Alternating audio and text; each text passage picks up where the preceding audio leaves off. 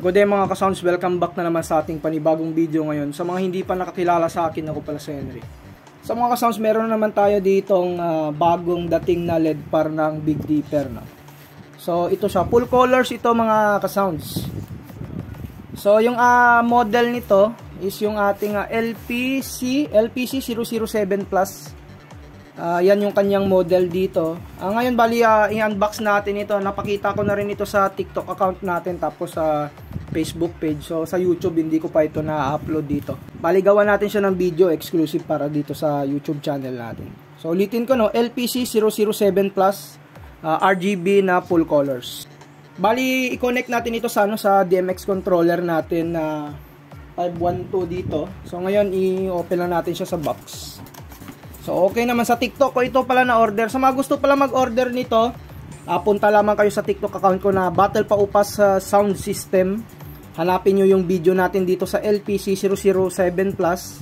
Meron dong yellow basket, doon lang kayo mag-order. Dahil pag inilagay ko dito sa YouTube channel natin yung yung link ng anumang klase o Shopee man yan or yung sa TikTok shop, nababiolate tayo sa YouTube kasi violation pala yun. So ngayon open natin siya. Ito meron siyang mounting bracket yan, dalawa.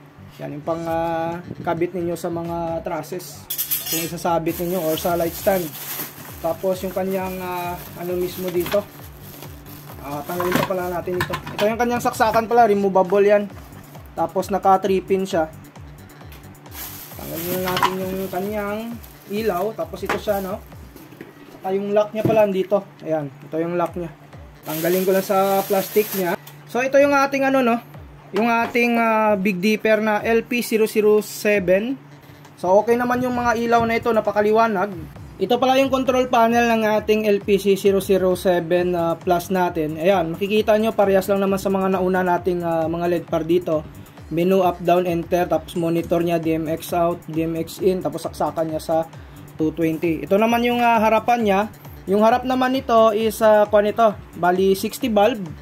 Tapos kada bulb is 3 watts. Yung lumalabas dito pag blue, blue lahat yan yung ilaw kasi full colors ito.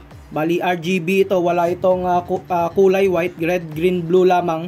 Pero yung combination kasi ng red, green, blue, pag sinabay natin yan sa kulay, white color na yung lalabas dyan mismo.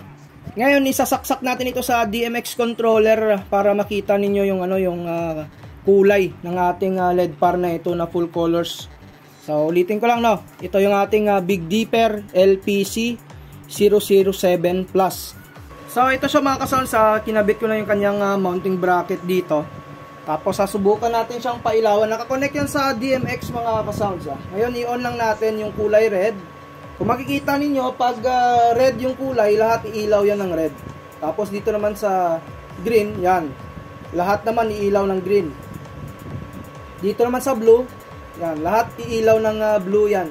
So, bali RGB ito, wala yung kulay white. Pero kung gusto niyo ng kulay white, kailangan ninyong pailawin sabay yung tatlong kulay na yan, yung red, green, at saka yung kulay blue. So, yung kalabasan yan is color white. Bali, binawasan ko yung exposure sa camera para makita ninyo yung ilaw dito sa ating LED par na ito.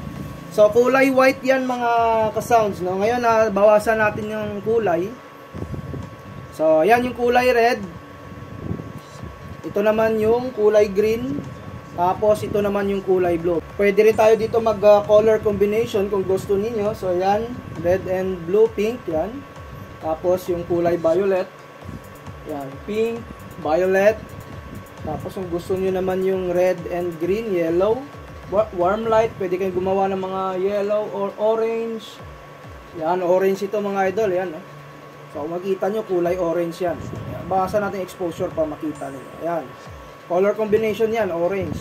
So, mas maganda yung yung mako-comment ko lang dito, yung full colors, mas maganda na gumawa ng color combination kumpara sa sa mga RGBW. Gaya ng LP001, mas maganda talaga pag full colors sa mga color combination. Yan, makikita ninyo, madali lamang, napakaganda talaga yan. Kulay yellow ito, tapos kulay orange, yan, yung matingkad na orange.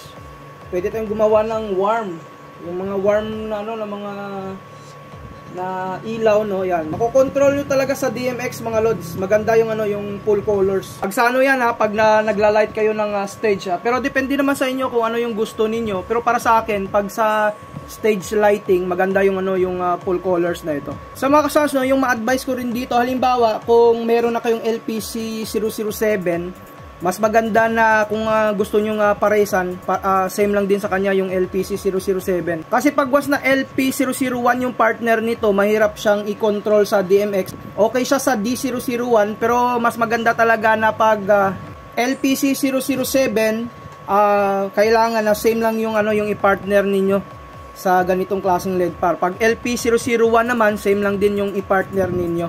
Para at least makontrol nyo ng maayos siya sa DMX. Mapapailaw nyo naman siya, pero at least mas maganda talaga na, ano, na same na unit lamang yung ikakabit ninyo sa DMX. Ulitin ko lamang, kung LPC007, lahat LPC007.